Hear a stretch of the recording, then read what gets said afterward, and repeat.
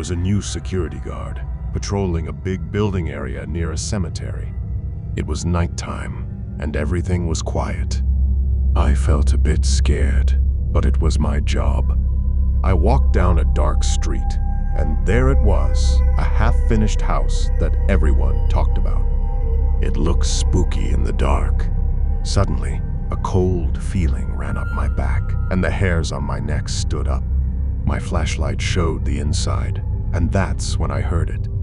A sad sound that echoed around. I was scared, but something inside me wanted to go in. The dark seemed alive, moving and changing.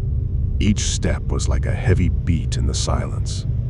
As I went deeper, the air got heavy, like it was waiting for something. I felt like I was being watched, even though there was no one there. And then, suddenly, I saw something. A shape, unclear and dark, standing in front of me. It felt bad, like something really not nice. I tried to tell it to go away, but my voice was small and shaky.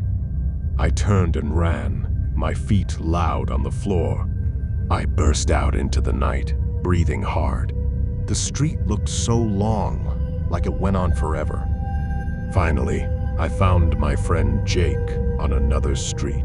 He looked really worried when he saw me, all messy and scared. "What happened?" he asked, sounding really concerned. I told him in a rush, "In that house. Something's in there. Don't go near it." Jake's face got serious, and he looked at the house. "You went in, didn't you? No one should ever go there." I nodded, still feeling shaky. "Nobody told me. Nobody warned me." He sighed and looked tired. "They don't talk about it. The boss says not to. It's bad for business. But we've heard things, us gods. Weird noises, strange figures. Some say it's gangs hiding there, and they try to scare people. Others, well, they think it's something much scarier." He leaned closer and talked really quiet. "They say bad things happen there. Things the boss doesn't want anyone to know. And there are no cameras on that side. Nothing to see what happens in there." After that night, everything felt even scarier. Shadows moved in the corners of my eyes, and I heard strange whispers in the halls. It felt like I was being watched all the time. One night, I heard a loud cry from inside the scary house. It cut through the night like a knife. Without thinking, I ran towards it, feeling a mix of fear and urgency. Inside the house, the darkness grew heavier, wrapping around me like a suffocating blanket. It was hard to breathe, as if the air itself had turned against me. But I couldn't turn back now. I had to find out what was causing those terrifying sounds. As I ventured deeper, the sense of dread intensified. The walls seemed to press in on me, squeezing the air out of the room. It felt like the very space around me was closing in, threatening to swallow me whole. Suddenly, a door creaked open, revealing a room bathed in an eerie, flickering light. The source of the cries must be in there. I strained my eyes, trying to make sense of the unsettling scene before me. In the corner, a figure stood. Its shape was twisted and unnatural, a grotesque distortion of a human form. Its eyes glowed with an eerie light, like two burning embers in the dark. It stared at me with an intensity that sent shivers down my spine.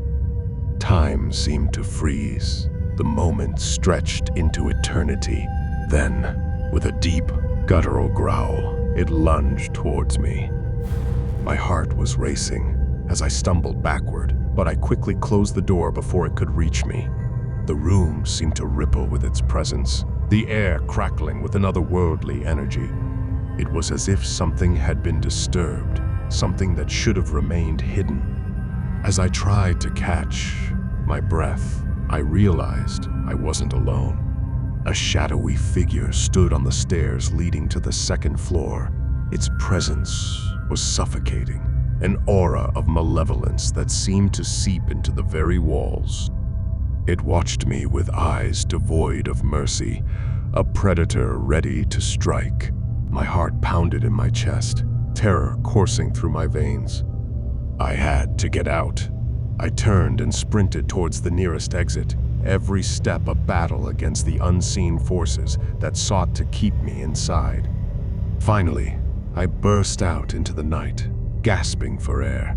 The world outside felt surreal, a stark contrast to the horrors I'd just witnessed. I knew then, with a bone-deep certainty, that I could never return. That house held secrets beyond my understanding, darkness that defied explanation. It was a place of nightmares, a realm I could never hope to comprehend. I ran out of the house, breathless and scared. I knew then that I could never go back. That place was full of things I couldn't understand, things too scary to think about. I found Jake, and he looked at me with a mix of sadness and knowing. "I warned you," he said, sounding sorry. I nodded, not sure what to say. That night stayed with me, a scary memory that I'll never forget. The building area, once full of promise, was now just dark and scary. Even now, I can't shake the feeling that something bad is still there. I quit my job, and I promised myself I'd never go back. The haunted house stands there, a warning to anyone who dares to come close, a reminder of the darkness that waits just out of our understanding. As I retreated from that accursed place, I vowed to leave it behind forever. The memory of that night would forever be etched in my mind, a chilling reminder that some things are better left untouched. The haunted house, standing silent and sinister, serves as a warning to all who dare approach a testament to the darkness that lurks just beyond the threshold of our understanding.